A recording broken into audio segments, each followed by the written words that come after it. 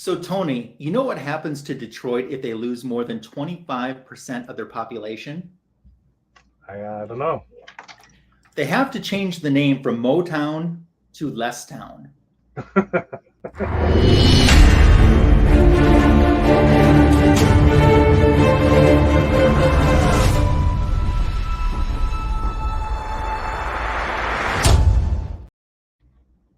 Another Sunday night brings you Fanboys Live in the Retro Review. Thank you so much for spending time with us. There is no Hooper game to interrupt our communication with you this week, and we're thankful for that, and we're thankful that you decided to come check out the best DC Comics show on YouTube, Fanboys Live in the Retro Review.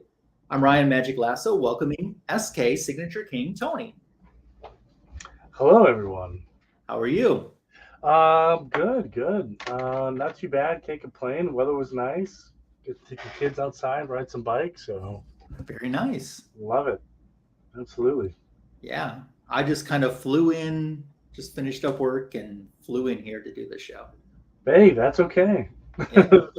That's okay. As long as you got here. So, quick word from me on my side. Apologize for the appearance behind me. I'm doing a bit of rearranging. I'll hopefully give myself some more space. So, Yeah. if it looks like a hand grenade or a tornado went off in here, you know why. Would it be a red tornado? It would be a red tornado. That's what I thought. So, by the way, too, for those who haven't checked out Tony's YouTube channel, and the link for the channel is in the description to this video. You've done some. I mean, you always do a bunch of great shorts and stuff too, but you did one about organizing your collection and some tips or what you kind of did, and that was really cool.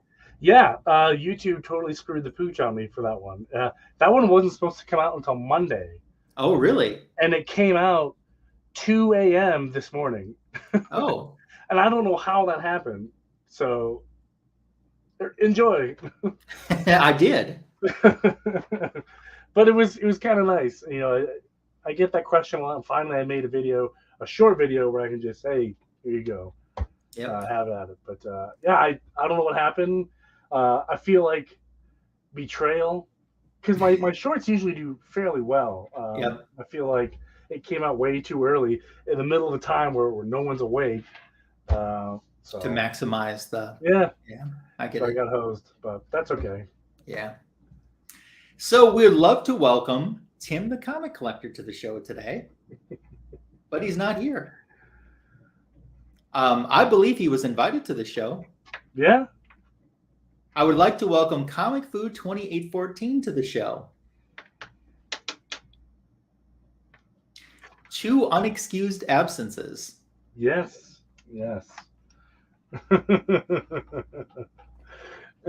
Their loss. Yeah. Well, if they catch us on the rewind, we are anxiously awaiting their return. Yes, exactly. But we are going to say hello to you, especially if you're watching on the rewind. That's awesome. But those joining us in the live chat include Kyle, Wheelchair Superhero 87. Hi, Kyle. Hope you're having a great weekend. Always appreciate you and your friendship.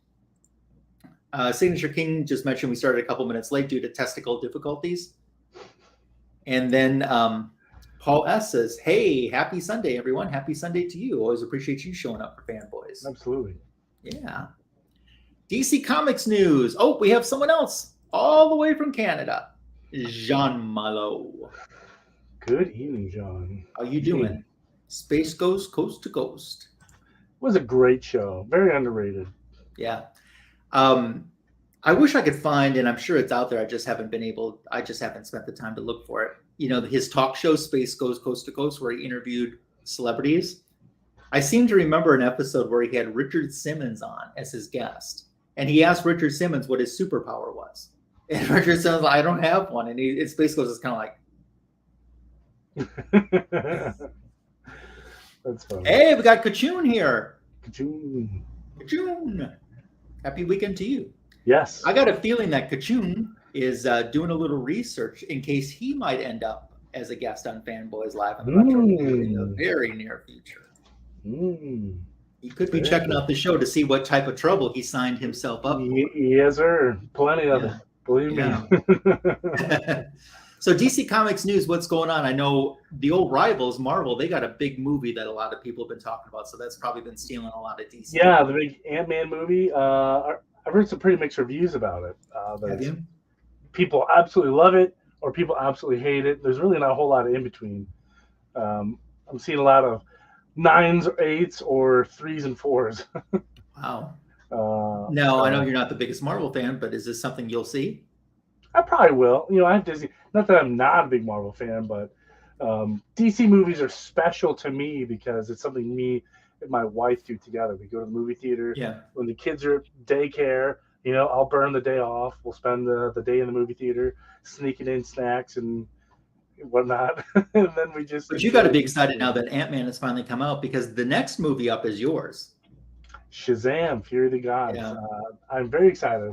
Less than a month away. We're days away. So that is March 17th, I believe. St. Patrick's Day, yeah. Yeah. So that'll be a lot of fun. I'm definitely going to see that. Probably comes out Thursday. I'm probably going to see it that Friday. So Awesome. definitely going to be one of the first people. I want to see it in the morning too. Yeah. But DC news. Let me say hi first to Captain Comics. Hello, mates and mermaids, he says. Good to see you, my friend. So James Gunn responded to a tweet / poll that someone showed him, and they gave him a list of 10 characters, and James Gunn said he can confirm 5 of the 10 characters on the list will be in the DCU. Okay, who are the 10 characters? Nightwing. I'm voting that as a yes. It could be. It could be. I imagine. I'm going to make my guesses here. I'm definitely saying Nightwing's is. I agree. So that's one. Nightwing, Martian Manhunter. Lobo. I'm going on a maybe right now, not yet. He already confirmed Lobo, so okay. So Lobo was number 3. Number 4 is Brainiac. Yeah, maybe. Maybe. Number 5, Deathstroke. I could see that. I'm going to go a yes on that. Red Hood, Jason Todd. Maybe. But keep in mind for the Batman and Robin movie, it is Damian Wayne. Yeah. Batman. So who knows? Number 7, Zatanna. Number 8, Court of Owls. Number 9, Mr. Freeze.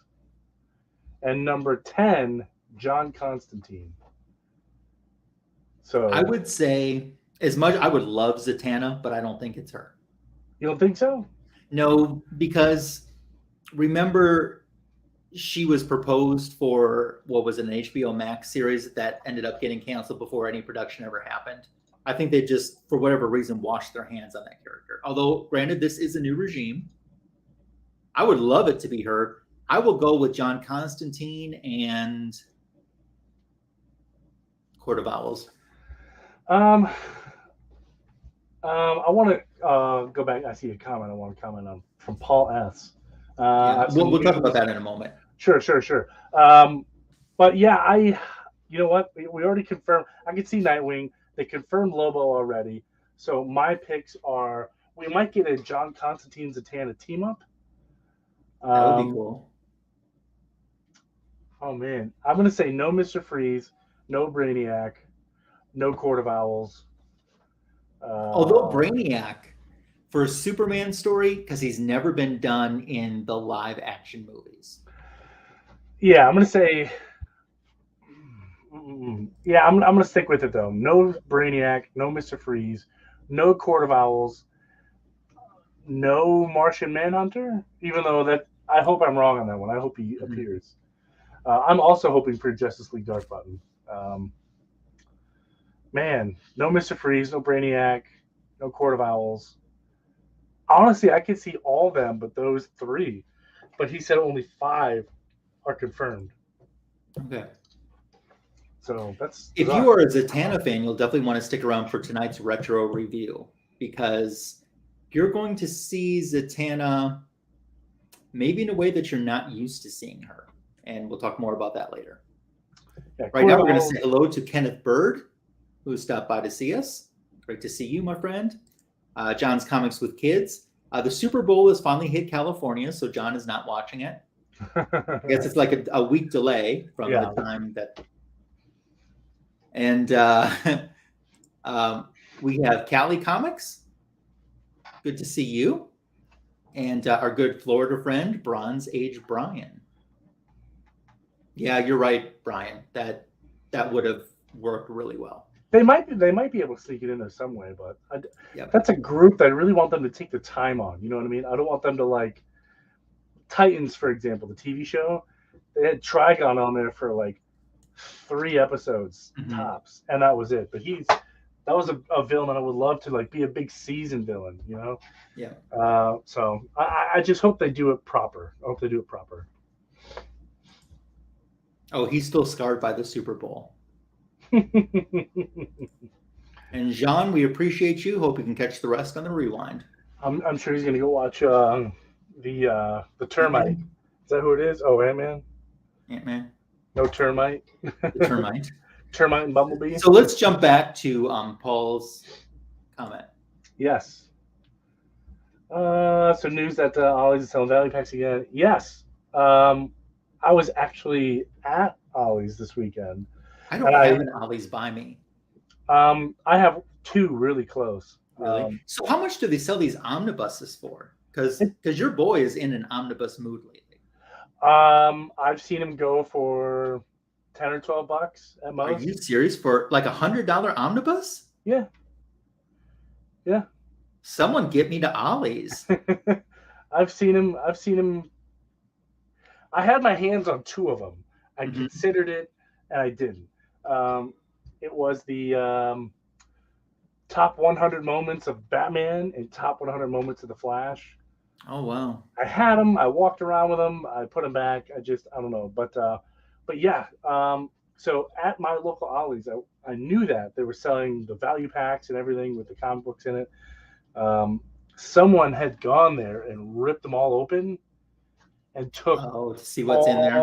You can see what's in there. It's a clear plastic bag. You can shuffle it around, so it's obvious what's in there. They took all the chasers out. So now you just have these ripped open packs of, nickels, essentially. Not that I'm looking for like a big hot item, but like it's fun to find the big chaser issue. But I might. Disappointed. I don't know. If they're selling omnibuses, hardcover ones for $29.99, someone might have to pick some up for your boy here. I make a trip back again. I'll let you know what they got. Cool. They got. I mean, the section they have these omnibuses is huge. So that's awesome. They know what they're selling. Shop for Comics. Thanks for stopping by to see us. Always love that avatar. Yes. But yeah, it's pretty good Ollie's weekend. That's cool. I always walk away with some crap I don't need. So of course, that's the way to do it. What else do we have going on DC Comics news? Oh man, a whole lot of silence, to be honest with you. That was like the big one, and another big rumor is that Grant Gustin is confirmed to replace Ezra Miller as the Flash. I think that would be really cool, but I highly doubt that rumor is true. I really do. See if I can pull up that article real quick. Isn't he tired of playing that character? Isn't that why he started opting out of some of the episodes in the more recent seasons? I mean, but at the same time too, if it's a theatrical release, that's a different set of frosting on the cake. Yeah, you're right. There's some stuff that they put out about casting news that we kind of already know. They've confirmed that Batman will be recast. I don't think that was ever an issue or up for debate. Yeah. It sounds like we're just talking about Justice League Dark movie. According to, what is this? CBR.com, that the Justice League Dark movie by J.J. Abrams is probably toast. I know he was attached to do like a big Earth 2 Val Zod Superman movie, and that has officially been scrapped. Well, J.J. Abrams and his Bad Robot Company, I mean, weren't they attached to a bunch of DC stuff? And then when this recent change happened, they kind of said they didn't do anything. They went to him, where are we at with all these projects? And they're like, we haven't done anything. Well, I think it's the senior level. I mean, I have no idea. I'm just speculating. I think it's the senior level at Warner Brothers DC that you're right, because his company Bad Robot was signed on to all these projects. They didn't even do a single one, so they paid Bad Robot all this money to literally do nothing. You know what, DC, I will make you an offer. I will do nothing cheaper. I'll do it for even cheaper than that. But it's just, you gotta, I don't know what's going on with the senior leadership at DC pre James Gunn. Like they signed this big $250 million deal with Bad Robot. Yeah. And literally not one thing was ever produced. Well, that's a pretty bad robot then. Yeah, right? Oh yeah, you found it too, but yeah, $250 million. Nothing. Not one thing. I'll tell you who's worth $250 million though. Super Rest 9000. He's awesome. He's here. Yeah. It's almost as bad as paying your quarterback $90 million and do nothing. Yep. Minnesota knows all about it. Muabunga to White Tiger Cool Kong Collected. Yes. Thanks for stopping by. Thank you, sir. Appreciate it. But yeah, it's been quiet. Mostly bad news. Nothing really good. Gotcha. I'll tell you what, though. I'm chomping at the bits for some good news. Well, Bronze Age Brian mentions a new Green Arrow monthly series is coming in April from Williamson, and then a new Shazam in June from Mark Waid. I have high hopes for that Shazam because Mark Waid is a pretty frequent attender at one of my local conventions. So, oh, nice. Hopefully, I can get that signed because it'd be fun. But yeah, all bad news. A whole bunch of cancellations, but they were announced like when Justice League was still hot at the box office. So I kind of didn't have any. Honestly, I forgot about some of these. So. Like the Val Zod movie, totally forgot about that. We got a new Batman, the Brave and the Bold. Yes. I can't remember if I'm only worth 2 or 3. Oh, Russ, they didn't come in interest. Yeah. Oh man, but yeah, the Val Zod movie is permanently in the Phantom Zone. Was the joke at the end of that article. That's funny. Yeah, that's unfortunate. I'm sure Michael B. Jordan would have killed it too, if that's who they would have cast. Yeah. But yeah, shame. A lot of cancellations. But I tell you what, I'm dying for some good news. I'm dying for some casting news. There's a whole lot that I'm chomping at the bits for. And DC's kind of leaving us hanging. You know what I mean? Like all this negative stuff that's happening and. They haven't really done any damage control. Yeah, James Gunn's been kind of active on social media, kind of interacting with fans, but, I don't know. Indeed they are, sir. Indeed they are. Check out my short. Check out my short. The short that was supposed to come out tomorrow came out already. 2 a.m. this morning for some reason. Yeah. So but Tony, it goes to show I have my notifications on because I saw it and I watched it. Not at 2 o'clock in the morning, but I did watch it. I was just scrolling through YouTube and it was like, you found it? No, like because it tells you how many views you have. I was like, what? Whoa, one of my videos just took off random. Oh no, like this is supposed to come out on Monday, so I can't. So are you scrambling to make content for tomorrow? Yeah.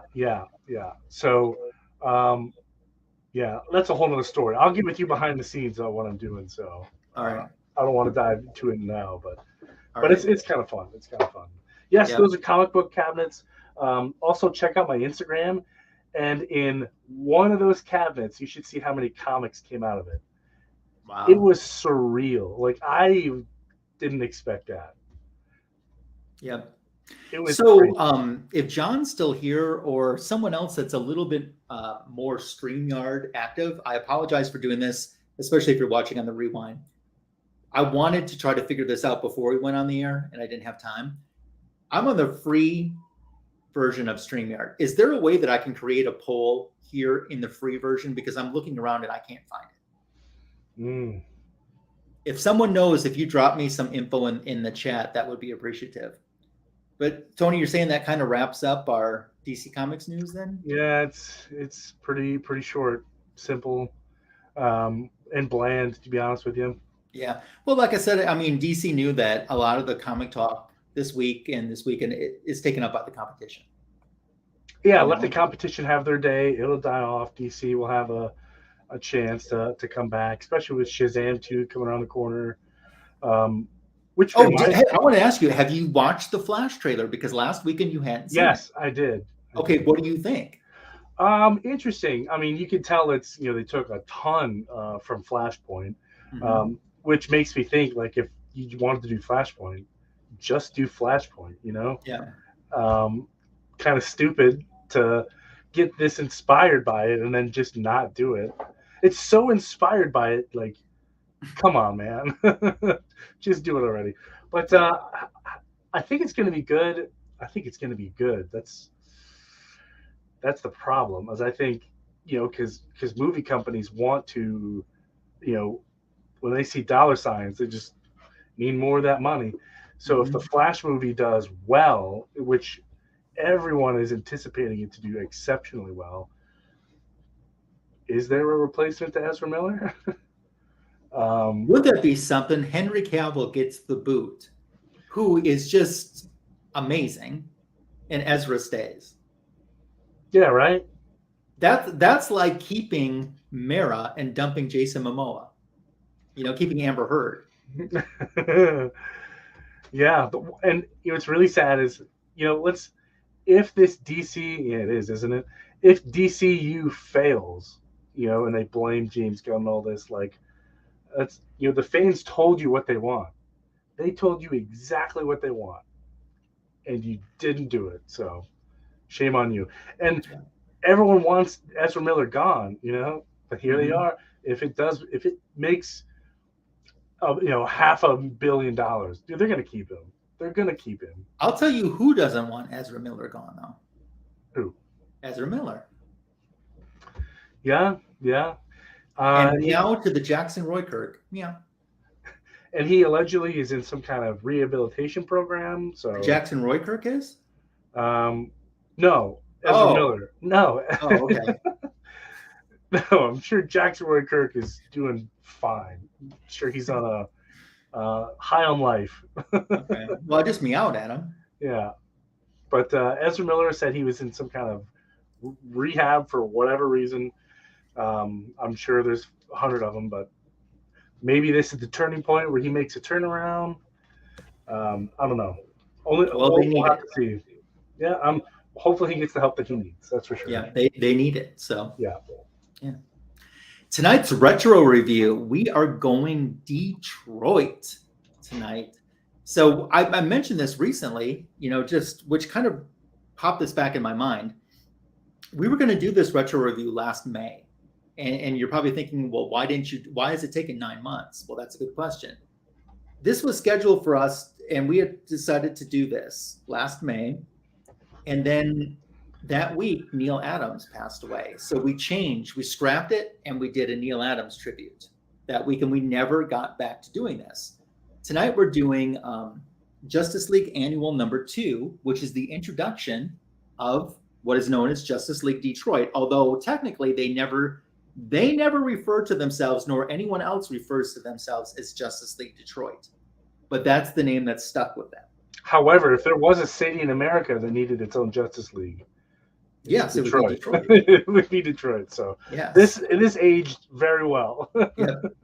Detroit City, home of some great musicians, including one boss, Miss Diana Ross. The big boss Ross. Yes. She even had a song called The Boss. Did she? I don't think I did. It's a good one, too. I saw her sing it in concert once. Oh. Yeah. So, Jackson Roykirk is saying maybe.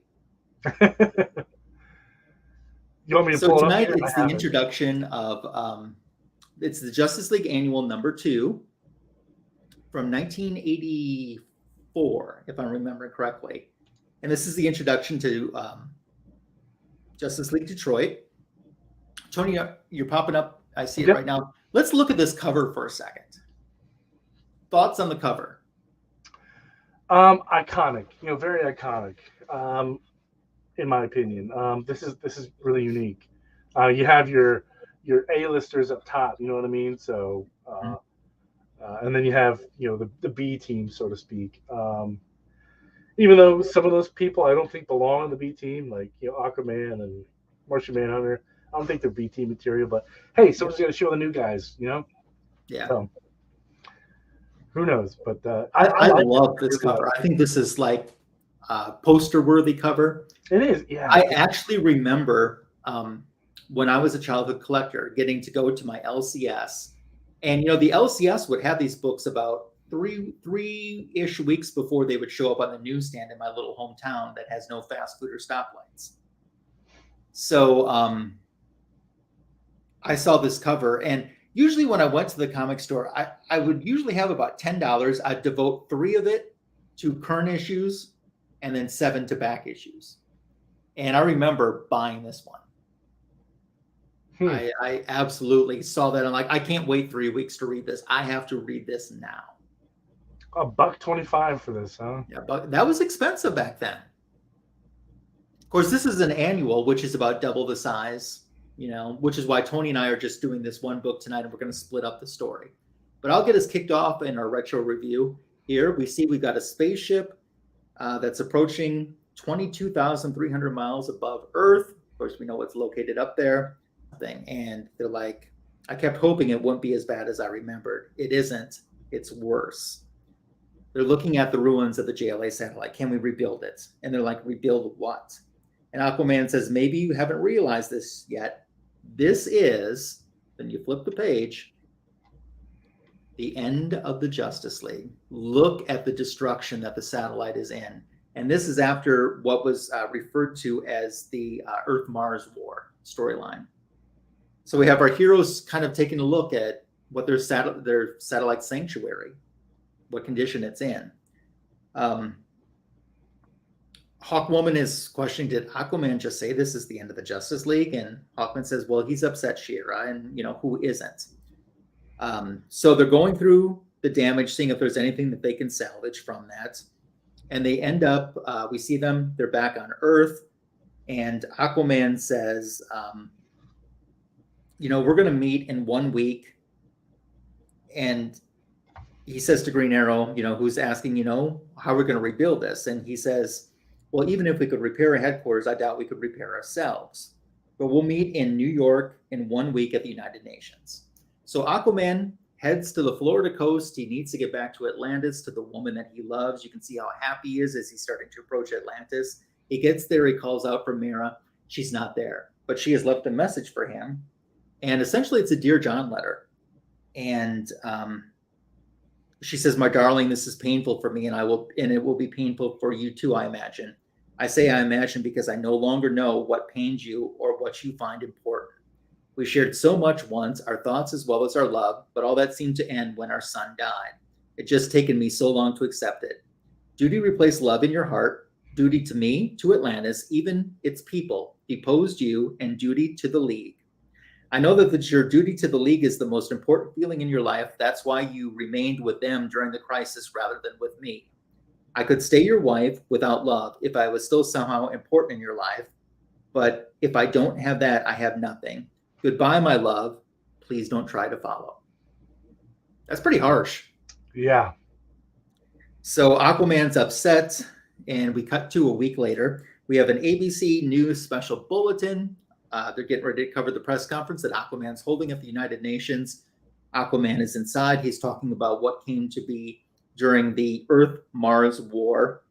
And many of the nation's leaders asked where the League's most powerful members were. Superman, Wonder Woman, The Flash, Green Lantern, all were absent from the League at the moment of our greatest crisis. Because of their absence, we as a team, halved in our power, we failed to fulfill our duty to the world and to ourselves, Aquaman is addressing. And he says, he goes on to say, for too long, we've denied this reality that the League is a fraud, which is a pretty interesting, bold statement to say. And he talks about how the world deserves something more than a part-time organization. And he says, so accordingly, ladies and gentlemen of the assembly, I suggest you charter a new Justice League. The old league is finished and hereby disbanded, which you can see is news to the Justice League members that are there, especially Firestorm, who's upset. The United Nations are reacting in shock. Over on the side, we have John Jones, the Martian Manhunter. Firestorm's asking Zatanna, is he nuts? And she says, well, Aquaman is one of the 7 original members of the League, Firestorm, the only one here. By League bylaws, he has the authority to do what he's done. I expected something like this when he told us to meet here, so I checked the charter, and there's nothing that we can do. So ABC News is covering the heroes coming out of the United Nations. Aquaman gets cornered rather by Firestorm, who's pretty upset.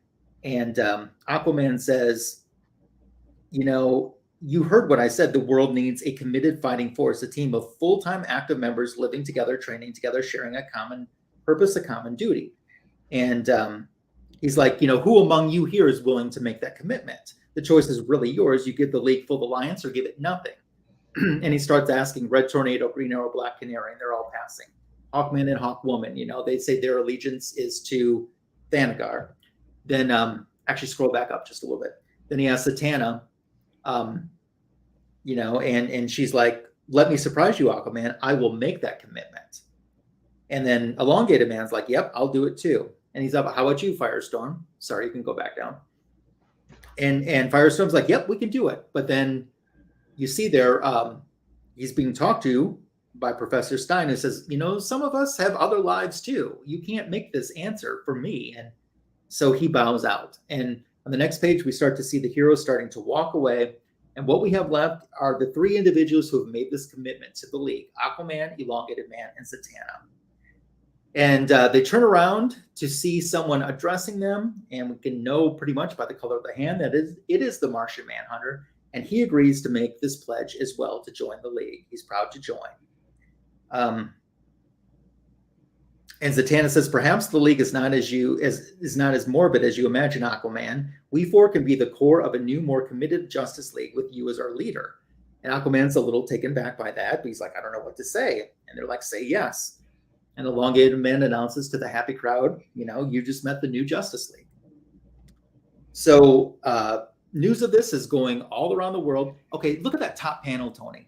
See in the back, does that not look like Captain America's shield? That is definitely a Captain America shield. let me get a better look at it. Yeah. So people are wondering, will the League, remain here? Are they going to be out in space? Are they going to be on Earth? What's going to happen? Questions are mounting. We have this older gentleman here who tells his secretary to summon his grandson. We have a model who's watching this news of the Justice League, and she decides this is Mary McCabe, who we know is the Vixen, and they're like, let's get back to work, and she's like, forget it. Then we cut again to an industrial factory. It's midnight, but the lights are going on. 24 hours later, in the suite of a floor of a New York Hilton, this new core team of the Justice League is figuring things out. They know that this can't be their headquarters. And they make a funny passing comment to Avengers in here, where Elongated Man says, what Midtown mansions go for these days? Don't ask. Because obviously that's where the Avengers live, in New York City, in a Midtown mansion. So, and they realized, and that's Martian Manhunter, by the way, if you're wondering who that gentleman is, out of his green disguise. That's how he was choosing to look at that point. Sue Dibney is there with them. She's coming along for the ride. Of course, the world knows that she's married to Elongated Man. His identity is public. Zatanna looks out the window, and she sees this shadow of like this creature, and she's shocked. So they go to investigate to see what's going on. Who was this outside the window? Martian Manhunter zooms up through the floor of this hotel, and look who he shocks there, Tony. Imagine that, huh? Yeah, right? Oh, man. Yep. Aquaman is picking up a mental self-image. It's human yet bestial. Some kind of a cat. Not a cat, a fox, a woman. And of course, he gets pounced on the next panel by Vixen. We know who that is. So Zatanna and the rest of the league show up. They're trying to capture Vixen. She is eluding them. Finally, Martian Manhunter, who you'll see in a panel or two down, is able to grab a hold of her, and she starts laughing at them. And she even calls Martian Manhunter cute. And she talks about how she knew Superman. And they're like, well, what do you want? And she's like, I want to join up. What else? And Aquaman's like, well, we need more members. And she certainly has style, so she's got my vote. Then all of a sudden they hear a voice that says, count me in. And they look around, who is this? Who's saying this? And he introduces himself. His name is Steel. He doesn't come empty-handed. If you're looking for new headquarters, maybe we can make a deal. So Elongated Man says one thing about this new setup, no one's going to get bored. So they board this jet 60 minutes later. They don't exactly know where they're headed to, but Steel does. He's piloting it. They finally realize they see the Great Lakes, and they recognize the Great Lakes, and they're like, what are we doing? The kid brought us to Detroit. And he takes this plane and right down into the water in the Great Lakes. And they're not too panicked right now, but Steel's entering an underground bunker. And you see they come up, when the lights come up, there's this huge underground bunker that's low, and it's below a building that's located like in the industrial section of Detroit. So they're kind of looking around, and it's a pretty impressive bunker. And he's giving them a tour of where everything's located at, because this could be their new headquarters. And they turn a corner here, and there's no lights. And all of a sudden, Steel's like, he stops Aquaman. Someone's there.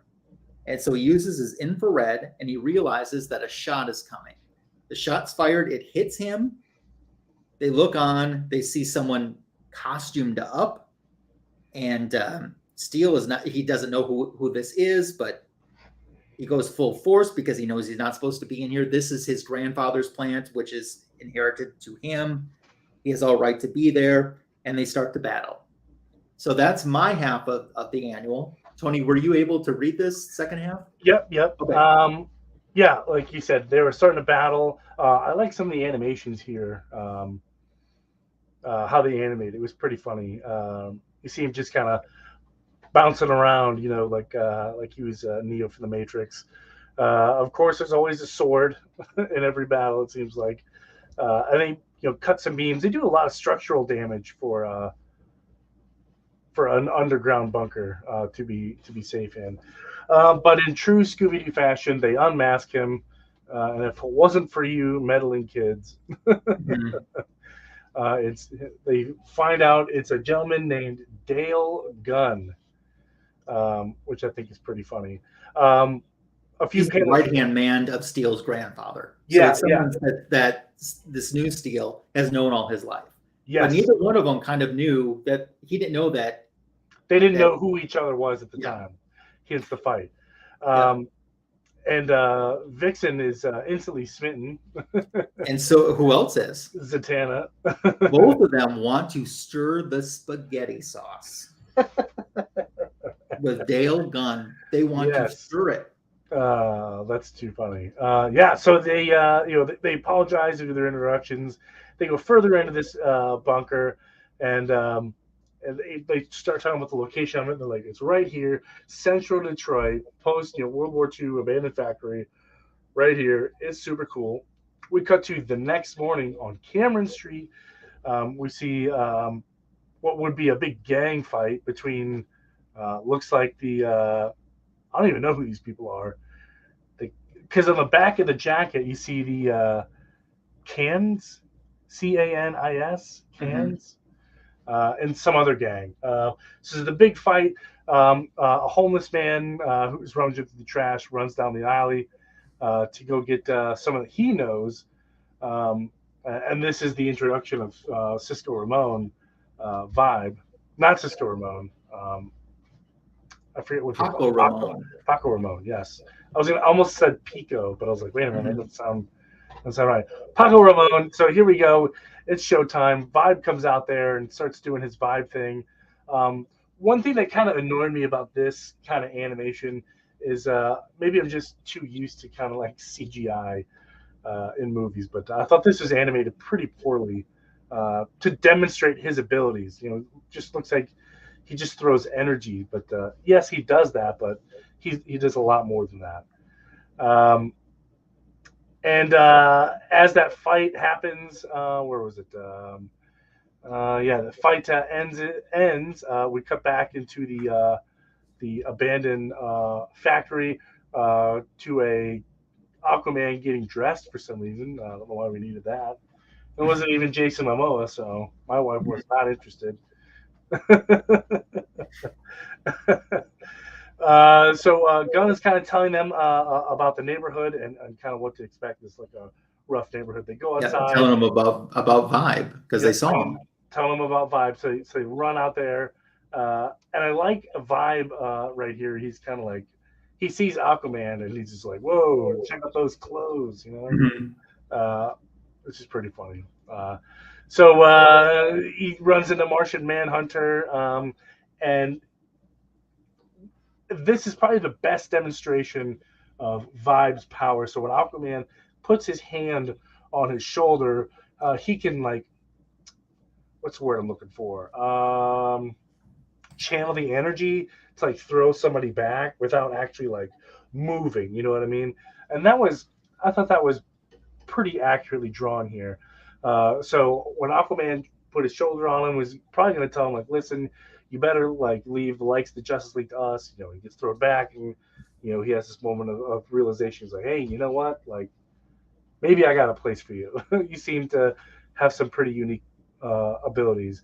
They tell him about the League, and then they are about ready to head into a store that evening, also on Cameron Street, and this young lady comes running out, a possible shoplifter, and they're kind of pointing to which way she went. But this is what's her name? Gypsi. Gypsi. Gypsi has the magic invisibility. She can, like, camouflage or blend in camouflage. I'm not too to appear invisible. Yes, I'm not sure what else she does, but some kind of, you're right, camouflage. She's basically Predator. And she looks like Jubilee from the X-Men. Yes, she does look a lot like Jubilee. She's chilling, eating her apple, and she realized, like, hey, wait a minute, these guys are something special. Maybe I can follow them back and steal some stuff. We cut back to where is this? At the home. Paco is taking Steel to his home to introduce his family to a new friend that isn't a hoodlum. And who does he meet? His sister, Rosa. Now, Tony, scroll back up. Stop. In that second panel, you know what's happening? Between Steel and Rosa? Yeah. No. He's thinking that he wants to stir the spaghetti sauce. And in the third panel, she's thinking that she wants him to stir the spaghetti sauce.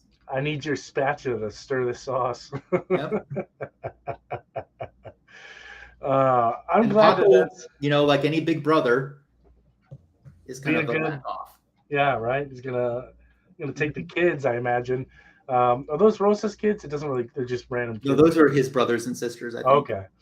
So I like it when he says, right here, like, just as you said, back off.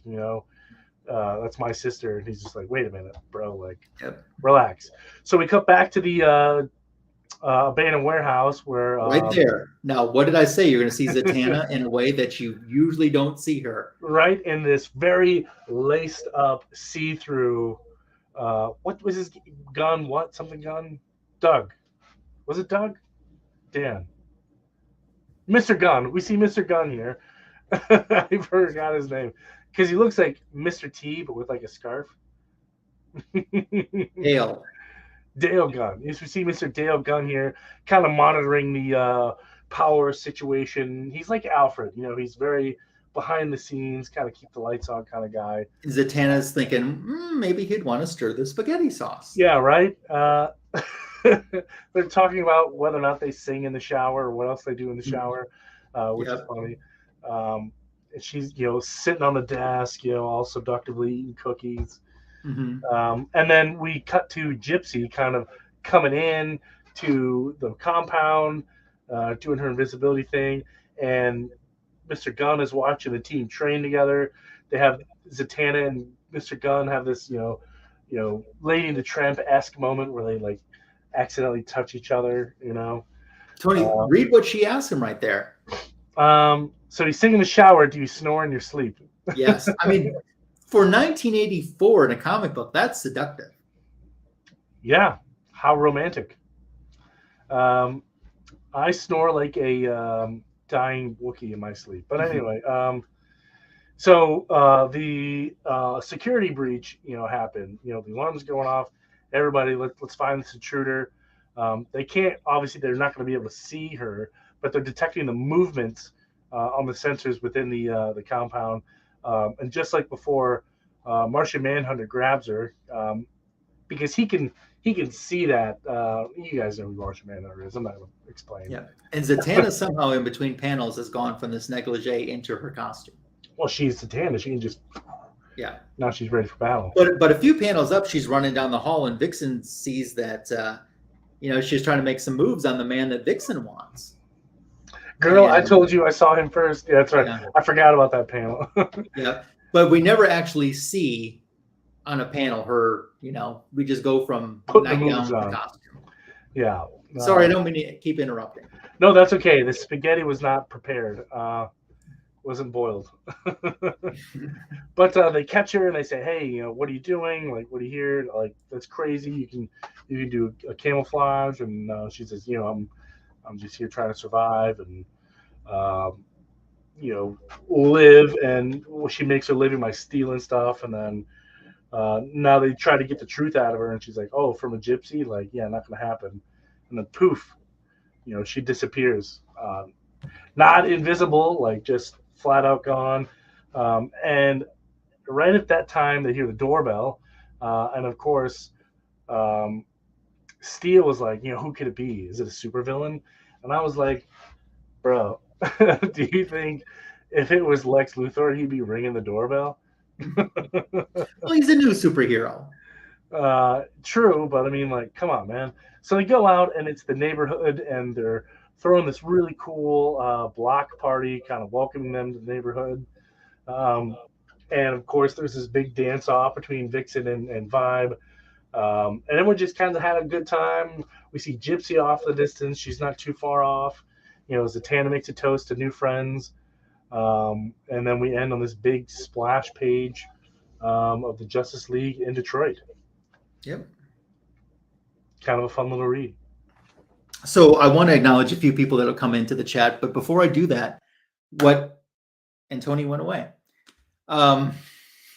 Before I do that, what I would love is if you would tell me if you're a fan of Justice League Detroit, that Detroit lineup. Leave me a comment because I want to know how you feel about Justice League Detroit versus the regular Justice League that you're used to. In the meantime, while Tony's coming back in, let's say hello to a few people that have joined us. Hell 9 to Warlord. I think he means hello. Salute, you Immortal Biggie Shack. Salute to you. Good to see you. Glenn Clark is here seeking Superman. That's awesome, Glenn. Thanks for joining us. Would love to have you on the show sometime too. Sorry. Okay. I'm back. That's something I would have done. Yeah, right? Oh, man. But remember the days when I couldn't get through a Fanboy show with my internet connection? I remember. Yeah. When the band was together. Yeah. But yeah, you guys started letting us know what you think of Justice League Detroit, though. I'd love to know in the comment section to highlight some of your comments and thoughts overall. So, Tony, what do you think of this story? What do you think of Justice League Detroit? Give it a grade. Give me some comments. I think at the time, this story might have been, how do I put this? Like really suspenseful. Some of these older stuff, doesn't age well. And I would put this up there with, not aging well. Is it because like Vibe is breakdancing and stuff? Is that it? Yeah.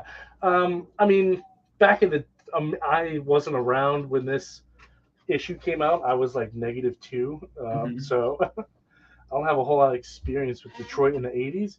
But I think if I were to rewrite this story now, I'm okay with including the same characters, but they don't really touch on like why they chose Detroit, other than it has a cool bunker. You know what I mean? Like that seems to be the only qualification It Well, had a few bumps. someone's letting them use it, and they didn't know where else to go.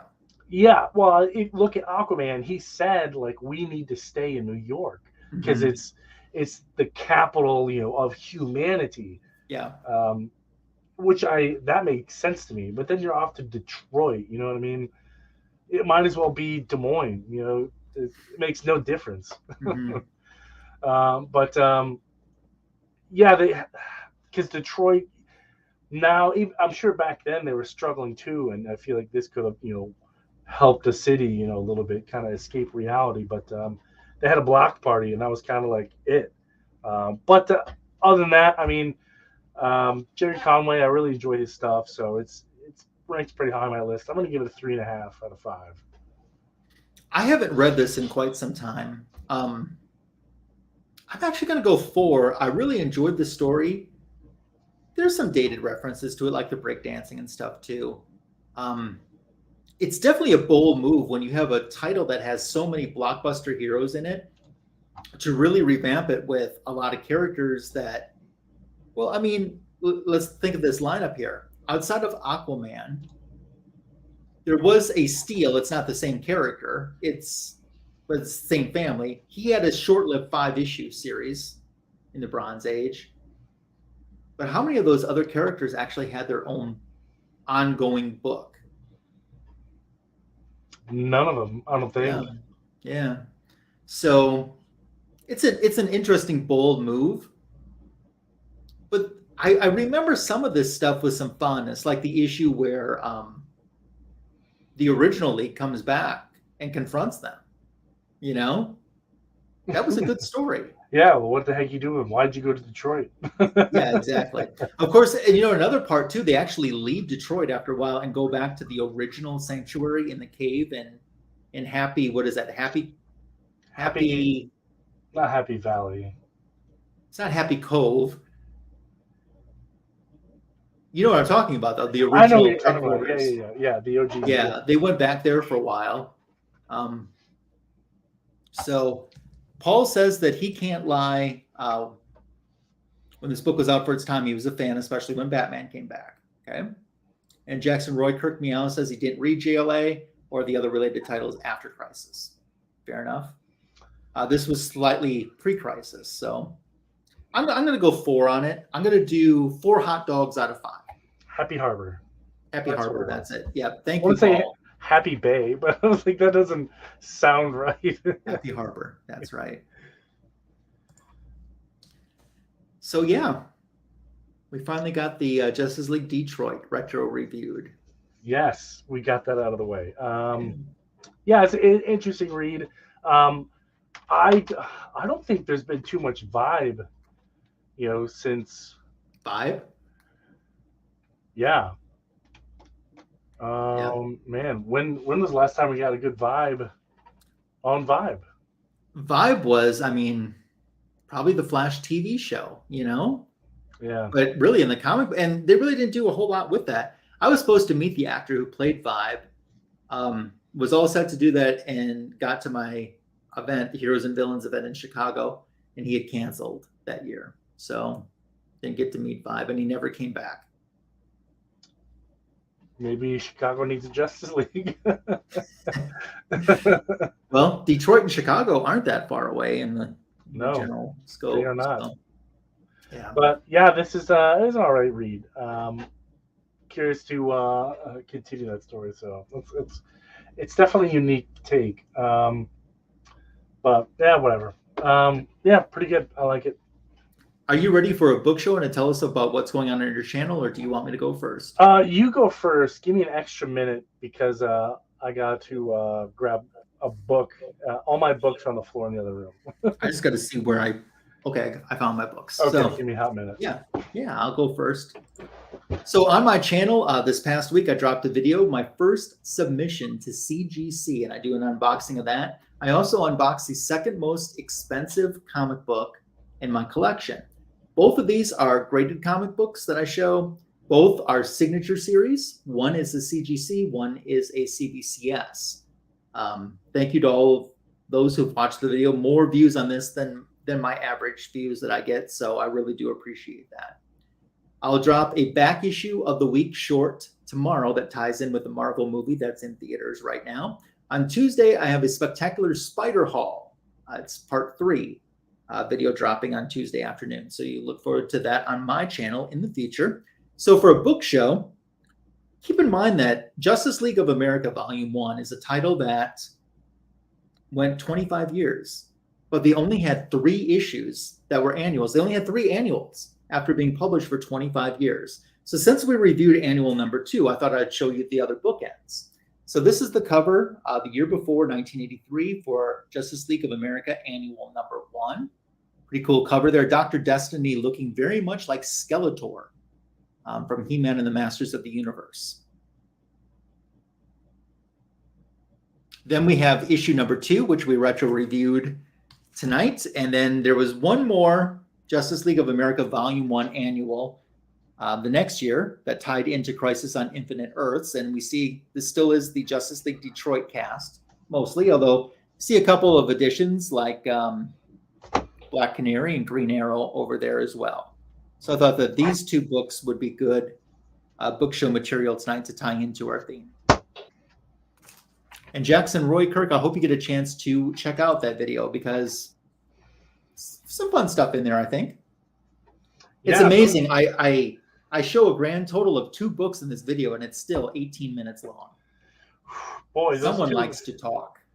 Yeah, I don't think it's you talking, man. Like, those are some hot and heavy books. I won't spoil it for those of you who haven't seen it, but listen, you have to check out those books, especially the one. Like, dude, that's one. The turnaround time on that is like insane. Yeah, it was. But honestly, it was to get that book in that condition and just the presentation of that book alone, totally worth the wait, in my opinion. Yeah, absolutely. I'd wait that long, no problem. Twice if I had to. Yeah. It's funny. One of the books took an extremely long time to get back, and the other book took to get back, Wasn't one of them pre-COVID, and that was kind of a deal? Yeah. Well, no, not pre-COVID. It was during COVID, but it was over a year's wait. Yeah. Okay. What you got for a book show? What's going on your channel? Lots of shorts. So I'm going to try and experiment with YouTube. I'm going to redo one of my shorts that only got like 7 views, but I think I know what I did wrong. So I'm going to re-upload it Cool. and see if I can fix it. But a lot of shorts, just because I am trying something different. As you can see, the office is looking a little different here. I'm going to slide my other file cabinet. Oh, that's up here. Sorry. I got the 2 file cabinets. One was here. It's over there now. Now I got my locker. Going to slide that over here.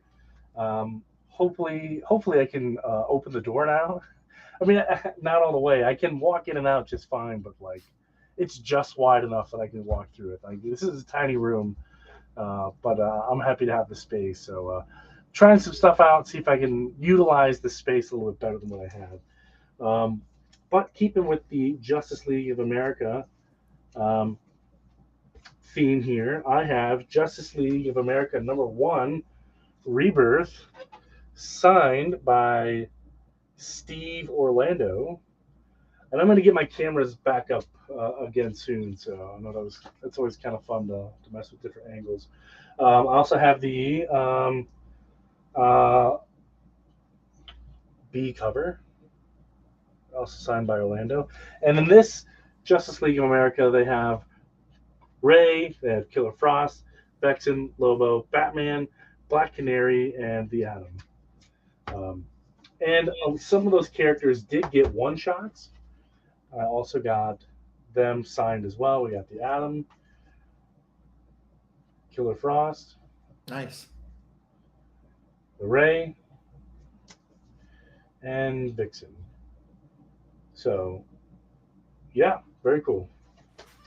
And that's what's going on with me. Awesome. Well, that wraps up this week's Fanboys Live, the Retro Review. Thank you all for joining us in the live chat. If you watched on the rewind all the way to the end, we appreciate you as well. Tony, it looks like we got a guest next week going to join us for the show. I like guests. Yeah. Because I like to see what other people like, and because you could bring a guest on every week and it would be something completely different than the previous week. Yep. And if everything goes according to plan, our guest is spotlighting a character that we actually talked about tonight. Oh, very cool. So tune in for the greatest DC Comics show on YouTube. Until then, next week, thanks for joining us and have a great and fantastic, safe, happy, healthy, successful week. Bye. Peace out.